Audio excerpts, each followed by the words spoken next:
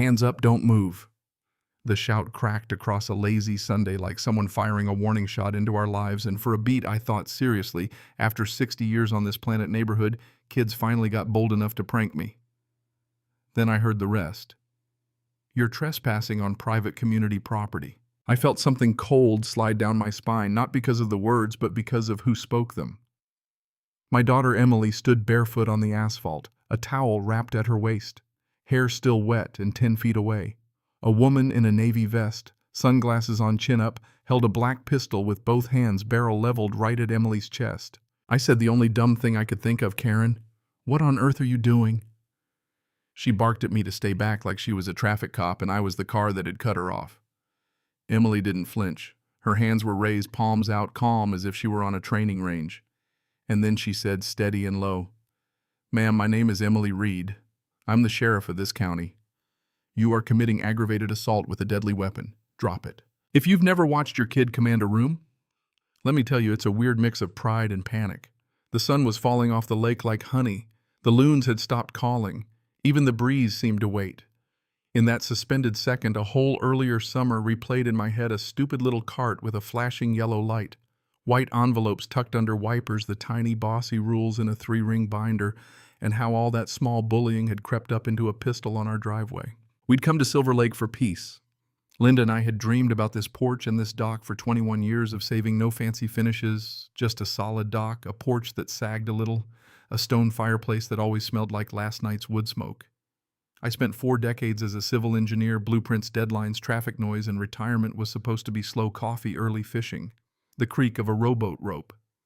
The realtor pointed to our lot on a thin county plat map and said, "Technically, you're outside the HOA." We thanked our lucky stars and signed the papers. The first 2 weeks were the kind of perfect that makes you breathe easier. Mist lifting off the water. Linda hanging wind chimes, me humming as I hammered new boards into the dock. We waved at neighbors across the cove.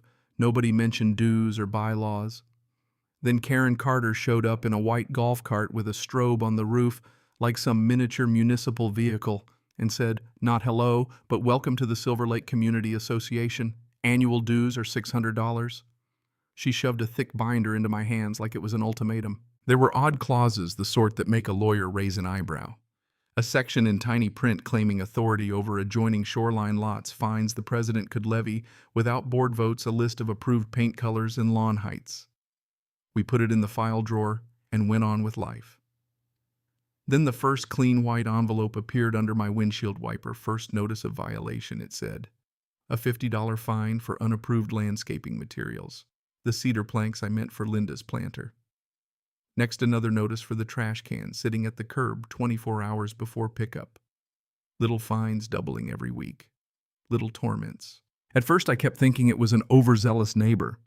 Then the golf cart multiplied. Karen parked it across the road and stared at us for hours. Lights off, clipboard on her knee like she was staking a scene. She brought a man one afternoon. Ray, big tattooed, quiet, who sat in the cart looking at our house the way a bouncer looks at a door. The cart didn't just watch anymore. It rolled along the lawn, edge tires crunching gravel, paused at the dock as if measuring our property lines with a glare. You try not to escalate. You try to keep life calm. Emily used to tell me, "Document everything, Dad.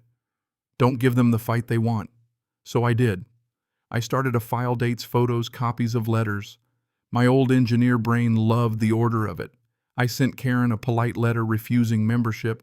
We'd checked our deed. The tiny note platted prior to 1991 exempt was clear, and 2 days later another citation waited on my windshield like someone was counting each tiny irritant. Here's the twist: what started as petty enforcement turned out to be a crooked scheme. Emily dug a little deeper than I had thought to. She asked someone in her office to pull the association's corporate filings. What we found made my jaw drop. The Silver Lake Community Association's nonprofit status had lapsed, not renewed for 18 months. In plain English, legally, it didn't exist. Yet dues were being collected. Fines were being levied. Rules were being enforced by a board that on paper was not a legal entity. If Karen was taking money under that banner, where was it going? Embezzlement was a word we didn't want, but it fit. Once you see fraud drawn on a map, your view of everything changes. Gerald, a quiet neighbor, finally told me, "She makes up rules as she goes. We haven't had a real board meeting in ages. She just emails decisions. Someone else admitted the snowplow contract hadn't been renewed, and nobody showed up last winter yet. Dues had continued. Patterns emerged. A dissolved, non-profit, money-flowing services missing. We weren't dealing with a busybody anymore. We were dealing with someone running a phantom operation. So we did what engineers do. We built a case. Calm, factual, meticulous.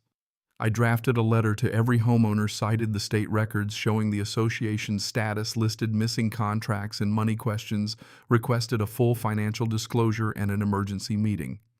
No insults, no hyperbole, just documents and facts, because facts are heavy and hard to ignore. We mailed certified letters on a Friday and waited. You could feel the air change, neighbors reading, heads leaning together, the slow buzz of a hive waking. Karen's reaction was dramatic. She stormed onto our lawn, crumpled my letter, screamed that she'd built the community and protected it, and then out of nowhere, things went sideways.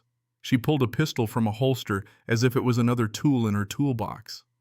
I still see the flash of chrome against her navy vest, the way the kids on our porch stopped mid-laugh. Emily, in a towel, barefoot hair dripping from a swim, didn't flinch. She stepped forward and said with the authority that comes from training and duty, "I am the sheriff. Drop the weapon." Mark had called 911 the second he saw the gun. The sirens grew nearer. Karen's hands began to shake. The pistol hit the pavement with a hollow clatter.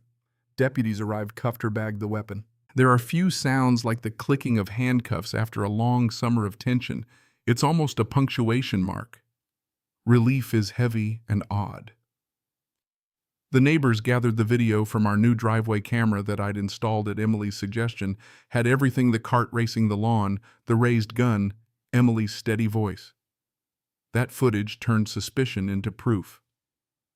The county charged Karen with multiple felonies, aggravated assault, impersonating an officer by running a fake security operation with flashing lights, plus fraud-related counts for collecting dues under a dissolved nonprofit.